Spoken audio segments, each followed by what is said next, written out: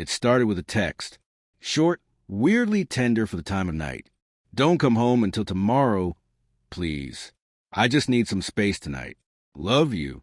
That was it. I was in the back of a cab, headed home after a week-long project wrapped early in L.A. I was maybe 20 minutes out, just watching the streetlights flicker against the windows and staring at that message, trying to make sense of it. At first, I figured maybe it was a typo, a rush message. Maybe she was overwhelmed or tired. But the way it hit me, something deeper, something I couldn't quite shake. I hovered my fingers over my phone, almost typing everything okay, but I stopped myself. There was a tight feeling in my chest, that gut-deep pull you get when something just feels wrong, even if your brain hasn't caught up yet. San Diego skyline was in the distance, blinking like it couldn't care less. I had planned to surprise her. Quiet night. Maybe pick up her favorite wine, those little sunflower bouquets she liked. She didn't know I'd wrap things up early. I wanted to be thoughtful, familiar, comforting. Instead, I looked at the cab driver and said, "Hey, actually, can you let me off a block before the house?" He just nodded. Didn't ask why. Good. The moment I stepped out, the coastal breeze hit me. It was cool and quiet, just like the street. Our place sat at the top of the hill, one of those modern townhomes with big glass panels and steel accents. That had been her call, not mine.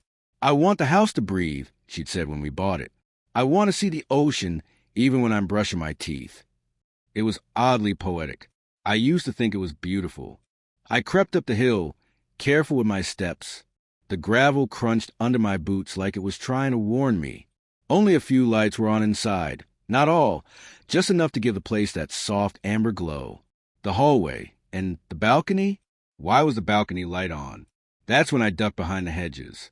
My heart was pounding like a drum in my ears. The balcony curtains weren't even closed. Through the glass, I saw movement, shadows flickering against the walls, too fluid to be anything innocent.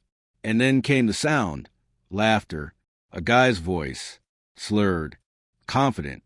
Then another noise, not laughter, something raw, familiar, but not in a way I liked. A sound I hadn't heard from her in months. No, I edged closer. The angle shifted, the shapes cleared, and that's when it hit me like a freight train. It was her, Rachel, my wife, wrapped in someone else's arms, half undressed, head thrown back like she didn't have a care in the world, and there was a phone set up on a tripod, recording, like this was some performance. The guy holding her? Not me. And there was another dude, too, standing by the railing, drink in hand, watching like it was a show. I didn't move. Couldn't. For a few seconds, I didn't even breathe. Just stood there in the shadows, staring at them. That balcony. They were using our balcony. The same one where we'd toasted our first mortgage approval. Where we'd danced barefoot during the pandemic. Back when the world shut down and we only had each other. That space had meant something. Now, it was a stage. And she didn't even think to close the damn curtains. She thought I was still out of town. I backed away slowly, every step heavier than the last. Down the hill, past the street lamp flickering, like it knew what I'd just seen. The cab I'd come in was gone. Didn't matter. I just walked. I didn't know where I was going, but I knew I had to keep moving.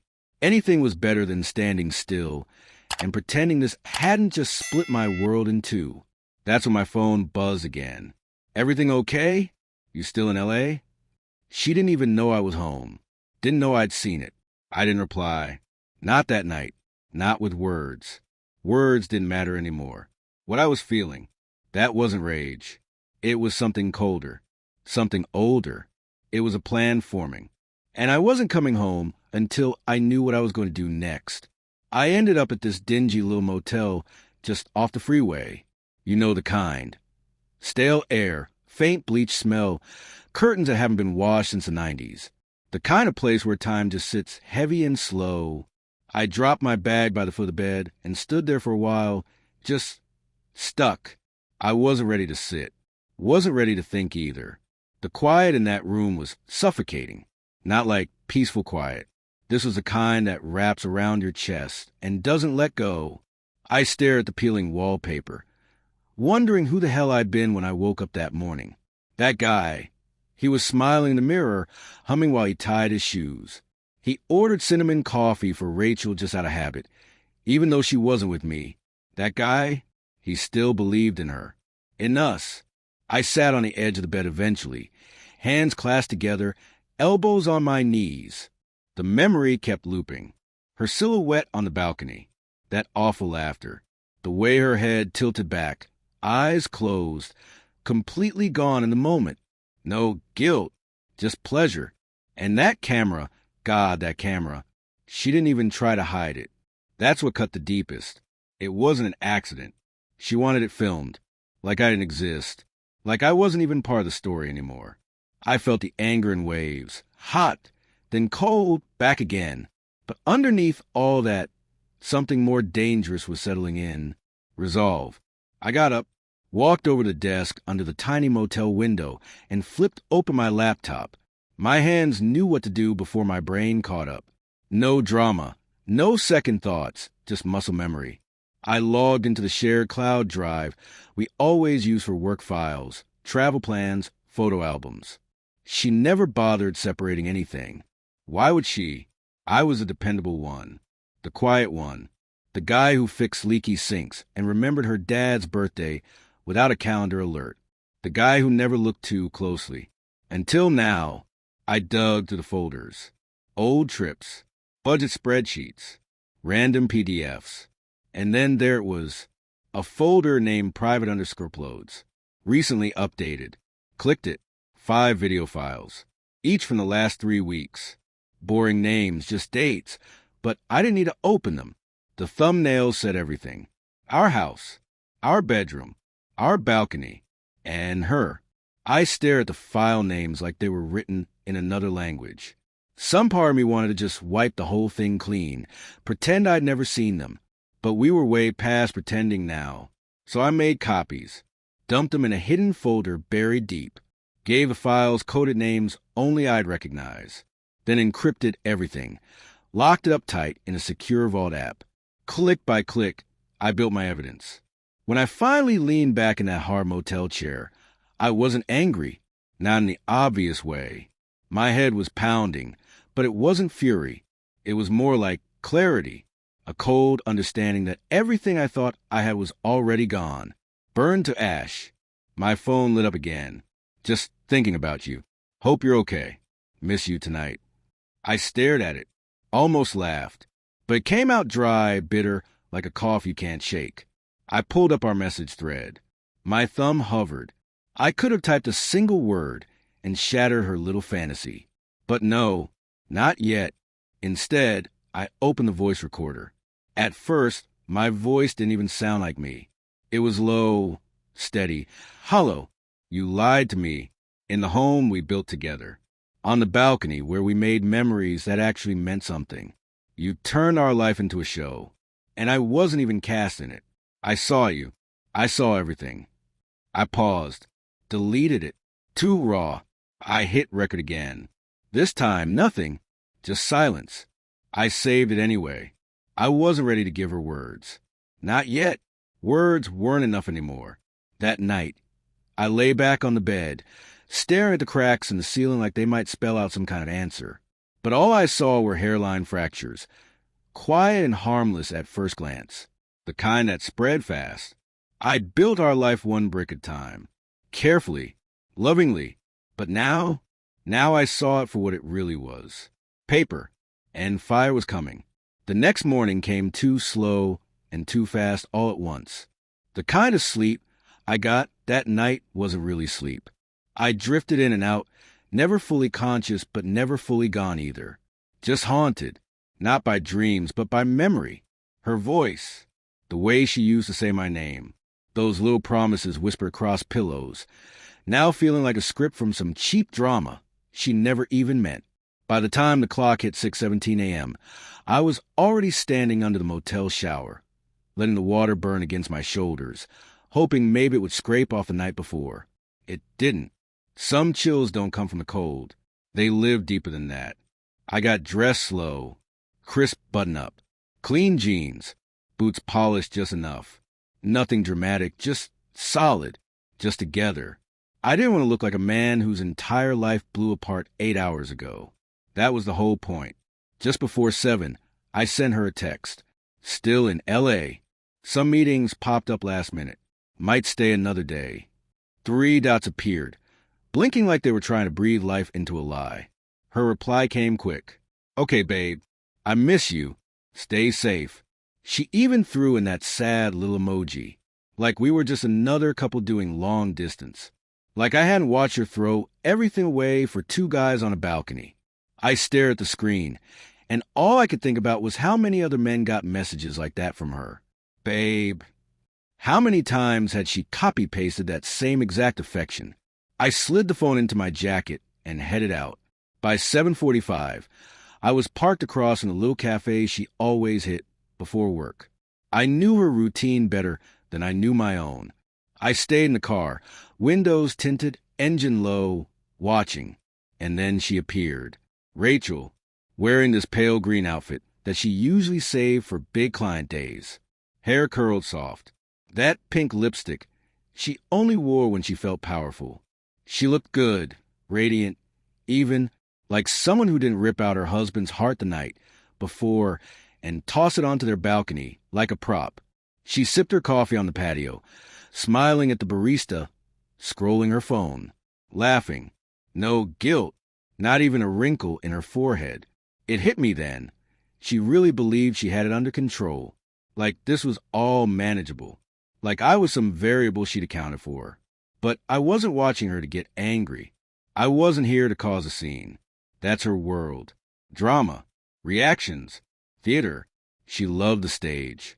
But me? I was writing the script now. I drove away before she even noticed.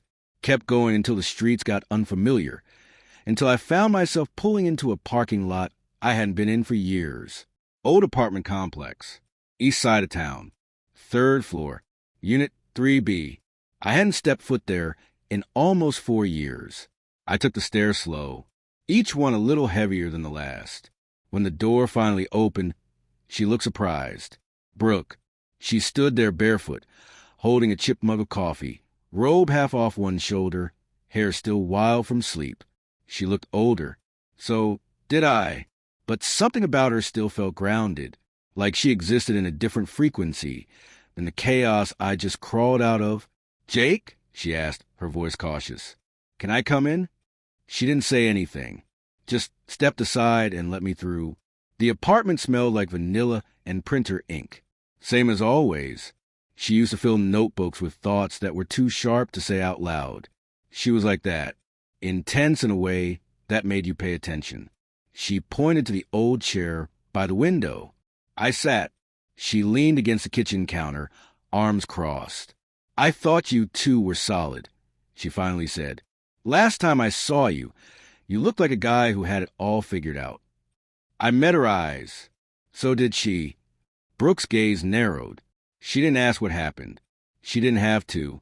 She knew me well enough to let the silence talk first. I reached into my pocket, unlocked my phone, tapped a few times, and slid across the table. She picked it up. Watched. No sound. I'd muted the clip. But the images spoke for themselves. Our balcony. My wife. Half-dressed. Wrapped up in another man. Filmed. Celebrated. Brooke didn't blink. Didn't look away. When the video ended, she set the phone down gently. Her face didn't show pity. Just that focused, surgical calm I remember from years ago. How long? A month. Maybe more. Why me? You still work at her company. I need someone who's not afraid of her smile. Brooke breathed out slow, then nodded. What do you want? I stared at the floor, jaw tight. The truth.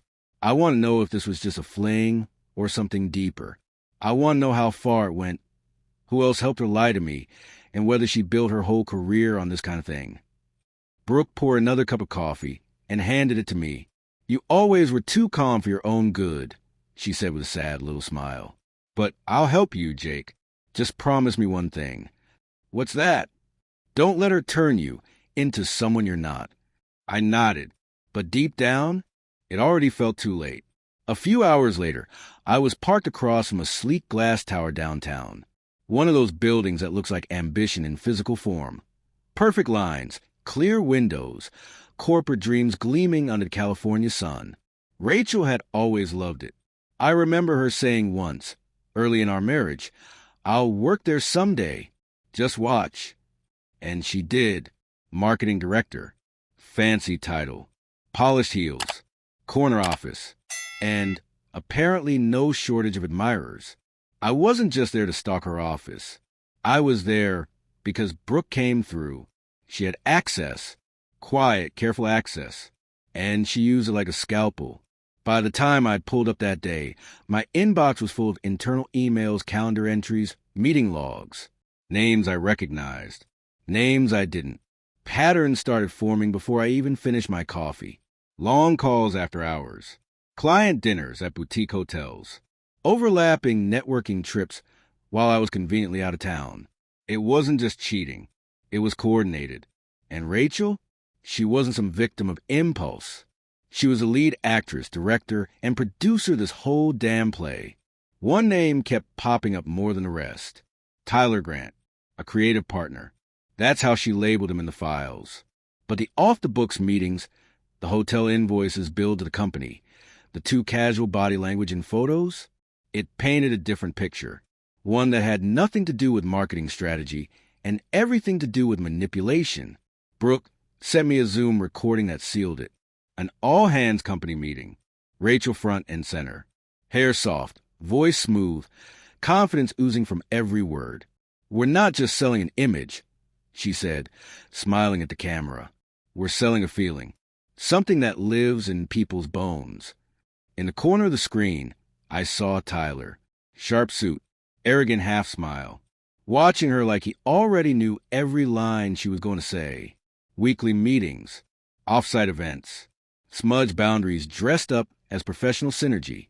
It wasn't subtle, but it was strategic. She'd been building an entire life without me while using our marriage as her camouflage.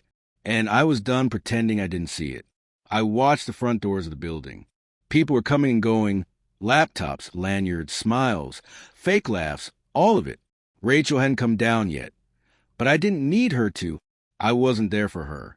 I was there to see the world she built. To study it. Understand it. Know exactly what I was dealing with before I tore it apart. I opened my laptop on the passenger seat. Scanned through the files I'd gathered. Videos, screenshots, receipts. Each one labeled.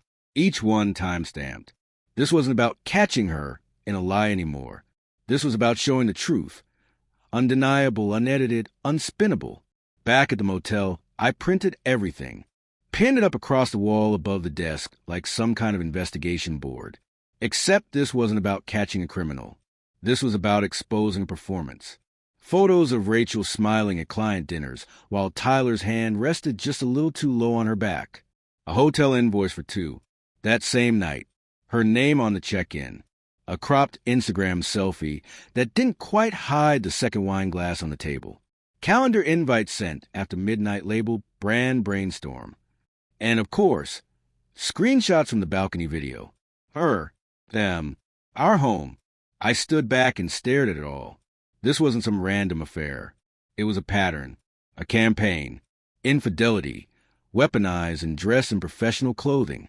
She'd always said she hated small talk, and yet she'd built an entire existence on carefully practiced lines. The deeper I looked, the clearer it all became. Rachel wasn't just unfaithful. She was calculated. And now I had every receipt. Later that night, I let myself into the house. She wasn't home. Another late meeting. Of course. Her voice in the text had that same breezy tone, like everything was just normal. As if we were still just two people building a life instead of one person building a lie and the other sweeping up behind her. I didn't touch anything. Didn't pack. Didn't shout. I just walked through the house like I was visiting a museum exhibit of a life I used to know. Our wedding photo was still by the stairs. Her perfume still sat by the bathroom sink. Same light floral bottle. Same fake scent. Her laptop was open on the dresser. I didn't need it. I already knew more than she thought possible. Before I left, I stood on that balcony. Our balcony, the one that used to mean something. I looked out at the ocean, felt the breeze in my face, and for the first time, I didn't feel like I was mourning something. I was watching the ashes settle. She loves the spotlight, I said out loud, voice steady. And soon she'll get it again. Only this time, the audience would see everything. The restaurant was the kind of place that whispered wealth. Dim lights, polished glassware, servers who remembered your name and poured your water before you asked. It was designed for deals, not dinners, for appearances. And that night, I wasn't there for either. I sat near the back, tucked into a booth where no one would notice me unless they were looking hard. Charcoal blazer, clean shave, neutral expression. The goal was to be invisible, unmemorable, the opposite of the man I used to be. Across from me sat Liam Carter, tall, flashy, too confident for his own good.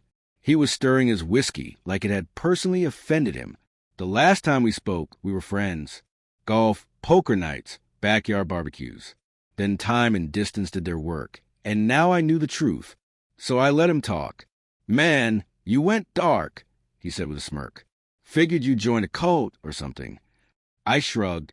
Just busy. He nodded like he believed it, or at least wanted to. Well, hey, I've got some real estate stuff moving. Might be a play for you if you're interested. He leaned in, dropped names, hinted at opportunities. All the usual Liam crap. I just sipped my water, and then I said it. How long? He blinked. What? You and Rachel. The smile on his face cracked. Just for a second, a tiny shift in his jaw. He looked away, then back. Look, man, people get bored. Comfortable. Lines blur. She's my wife. He raised a hand, defensive now. Wasn't like that. It was never meant to be serious. It was just moments. That's all. She's magnetic, man. You know that. I stared at him. He smiled again, weaker this time. Honestly, you were always too good for her. Rachel needs chaos. She feeds on it. You're too grounded, too decent. There it was. The truth, dressed up like a compliment. I leaned forward, calm. You ever think maybe she chose you because you were disposable? Liam's eyes narrowed. What's that supposed to mean? I stood, adjusting my jacket. Enjoy your meal. And just like that, I walked out. No scene, no shouting, just clarity. That night, back at the motel, I turned the wall of my room into a timeline of betrayal. Photos, emails, meeting logs. It wasn't just Rachel anymore. It was all of them, each one playing their part in dismantling what I thought was real. I played the balcony video again, this time with sound, not because I needed to see it again, but because I needed to feel it again. The laughter, the moaning, the guy filming saying, "You'd never guess her husband's made of cardboard." That line stuck in my brain like a thorn. That was it. That was the exact moment something inside me clicked into place. I wasn't angry. I was awake. I opened a blank slide deck, named it The Stories We Tell Ourselves, a Study in Illusion. I smiled to myself. Rachel loved presentations. She loved applause. I planned to give her one she'd never forget. The rooftop was gorgeous. Strings of gold lights swaying gently in the breeze. The skyline shimmering in the glass panels all around. It was all very curated. Rachel's world. She stood near the terrace, dressed in emerald green. Hair perfect. Smile flawless. Floating from one conversation to the next like she was born to own the room. She was a star tonight, center of attention, queen of the campaign. And somewhere deep down, I think she felt it. Something was off. She'd invited me. A peace offering, maybe, or a test. I hadn't replied. She kept looking toward the elevator, waiting. At 8:37 p.m., the lights dimmed slightly. Everyone turned to face the projector screen near the champagne bar. A man in a navy suit stepped up to the mic. Thank you all for coming tonight. This campaign, led by our very own Rachel Carter, has been one of our most successful to date. Polite applause. Rachel stepped up to the mic, all grace and polish. This campaign wasn't about numbers. she said. It was about feeling, about connection. The projector flickered on behind her. Slide 1, a hand reaching into light. Slide 2, a mask resting beside a mirror. Slide 3, the narrative. She kept smiling. Then slide 4 hit. No words, just an image. The balcony. Her body. His hands. A silence fell. Uneasy at first. People looked around. Confused. A nervous chuckle here and there. Then slide 5. A hotel invoice. 2 guests. Same date as the company's networking mixer. Slide 6. A video still. Blurred, but real. Then a voice filled the speakers. Mine. Calm. Steady. Unshakable. This isn't a campaign. This isn't a pitch. This is what happens when the narrative no longer matches the truth. Rachel froze. Slide 7. The stories we tell ourselves, presented by the man who wasn't watching. Until now. She opened her mouth. Nothing came out. By the elevator, I stepped out. I didn't walk toward her. Didn't look at anyone. Just let her see me. And then I turned. And left. The screen went black. No applause. No laughter. Just silence. And her face. Alone. Exposed. The next morning, the fallout started like a slow leak in a sinking ship. It wasn't on the news. Wasn't trending on Twitter. It was worse. Slack channels. Whispered phone calls. Company memos laced in HR speak. Marketing director on leave pending ethics review. No one said her name. They didn't have to. Her office was locked by noon. Her assistant looked like she wanted to disappear. By 2 p.m., her suspension was official. Her phone wouldn't stop vibrating. Texts from coworkers. A few thinking of you messages from fake friends. And one from Tyler. You said he wouldn't find out. You said you had this under control. I've got meetings canceled and my name and report. Where the hell are you? She didn't reply. She turned off her phone and sat in the quiet. The wedding photo was still on the wall. My jacket still hung by the door. My mug, the one with the chipped handle, still sat in the sink. But I wasn't there. Not anymore. And I wasn't coming back. She didn't hear from me again. Not that day. Not the next. Not after the suspension. Not when the whispers turned into stares at work. Not even when people started unfollowing her like she was contagious. I disappeared from her world with the same quiet precision she used to erase me from ours. But I wasn't gone. Not really. I was just free. She tried reaching out once. Just one email. I know, because Brooke forwarded it to me. Subject line was blank. The message was short. I don't know how to fix this, but I'm sorry. If there's any version of this where you can forgive me or even just talk to me, please. She clicked send, and the message bounced. The email she had for me no longer existed. That morning, I sat at a small wooden deck outside a quiet beach cafe about an hour outside the city. The paint on the railing was peeling, and the table wobbled every time I moved, but it was the most peaceful I'd felt in years. No schedule, no pretense, just me and the ocean. My phone was face down. No alerts, no chaos. A few days earlier, the paperwork was finalized. Lawyers, signatures, property transfers. The house? Gone. Technically hers now. But honestly, it never really felt like mine to begin with. Not in the ways that mattered. I took what I needed. 2 suitcases, a few favorite books, my laptop. The rest? Let it go. Clothes. Dishes, that fake live, laugh, love crap she hung in every hallway. She always said we should curate our reality. I didn't want curated. I wanted real, even if it hurt, even if it was broken. Out in the water, there was a tiny boat, just a silhouette, one person, alone. And I wondered if they felt it too, the strange, quiet weight of starting over. Like something's been stripped away, and all that's left is who you really are. That's when I heard her voice. Damn, you're hard to find these days. I turned. Brooke. She wore a gray sweater and jeans, her hair tangled in the wind, a to-go coffee in her hand. She didn't wait for an invitation, just pulled out the chair across from me and sat down. I figured you'd end up here eventually, she said. You used to talk about this place. I nodded, smiling faintly. Didn't think you listened. She raised a brow. I listened more than she did. I looked back out at the water. I'm not hiding, I said. I know, she replied. You're breathing. The silence between us wasn't awkward.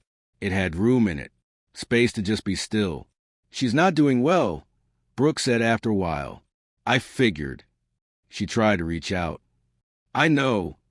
I didn't say more. Didn't need to. Brooke sipped her coffee. Do you ever regret not confronting her? Not yelling when it all came out? I thought about that. About what it would have looked like if I'd screamed. Thrown things. Made a scene.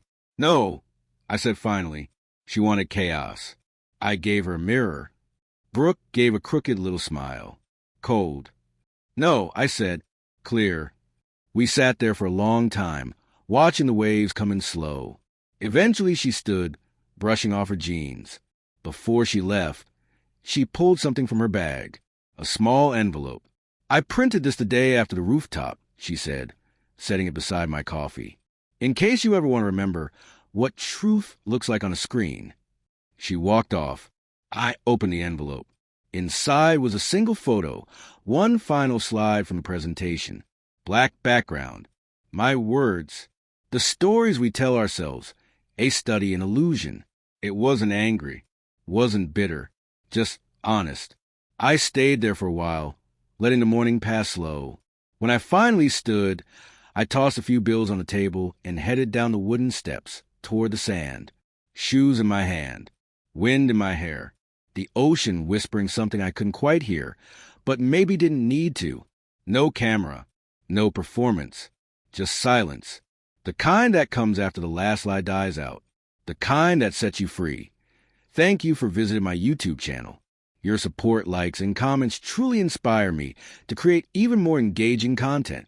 If you enjoyed this video, don't forget to subscribe and hit the notification bell so you never miss an update.